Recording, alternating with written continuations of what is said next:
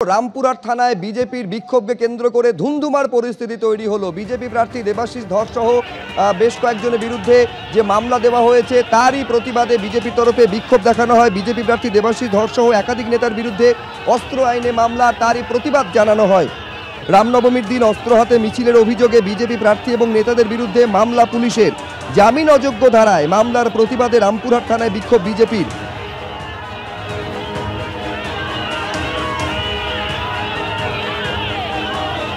আমাদের রামনবমী শোভাযাত্রা বেরিয়েছিল, সেই শোভাযাত্রায় পুলিশ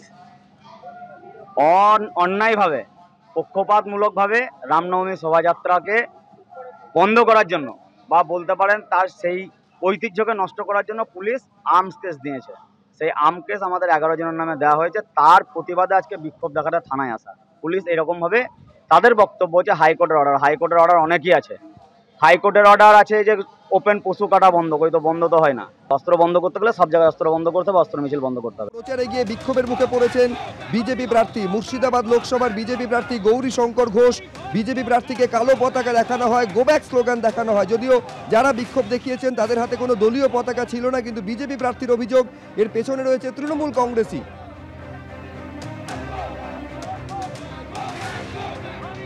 কে কি বললো, কে গো ব্যাক বললো, কে কালো পতাকা দেখালো, তাদের ব্যক্তিগত বিষয়। ওরা তৃণমূলের দুষ্কৃতী, ওদের এটাই লক্ষ্য, এটাই তাদের কাজ। জলঙ্গি বিধানসভায় যেন সুষ্ঠুভাবে নির্বাচন হয় তার ব্যবস্থা নিতে নির্বাচন কমিশনের কাছেও আমরা আবেদন জানাবো যে ভোট প্রচারে যখন আজকে তৃণমূলের দুষ্কৃতীরা বাধা দেওয়ার চেষ্টা করছে, নির্বাচন যত এগিয়ে আসবে এই বাধাদান তত বৃদ্ধি পেতে পারে। তাই এখানে আগে থেকেই কেন্দ্রীয় বাহিনী নামিয়ে যারা ক্রিমিনাল, যারা অ্যান্টি সোশ্যাল, যারা ভোট প্রক্রিয়া বানচাল করতে চায়, যারা শান্তি বিনষ্ট করতে চায়, তাদের বিরুদ্ধে যেন ব্যবস্থা নেওয়া হয় তার জন্য আবেদন আমরা করব।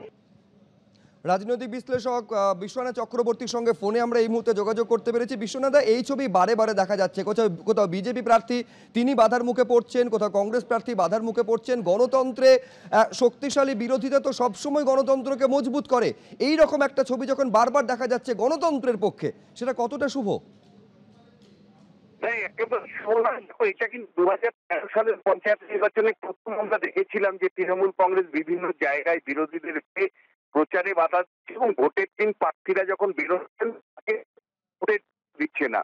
ফলে এটা কিন্তু একটা ফিয়ার সাইকোসিস তৈরি করে দেওয়া, এবং প্রার্থীকে যদি তুমি আটত্রিশ বারো তাহলে ভোটারদের কাছে এই বার্তা দিয়ে দেওয়া যে ভাই প্রার্থীকে যদি আমরা আটকে দিতে পারি তোমরা ভোটার, তোমরা কোন ছাড়।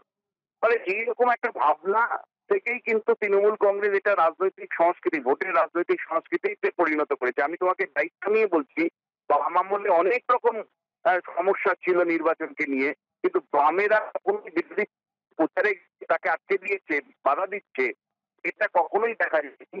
তৃণমূল শাসনকালে যারা লোকাল লেভেলের নেতৃত্ব তারা তো ভোটেই থেকেই এটা কনসাসলি কিন্তু বলে দেওয়া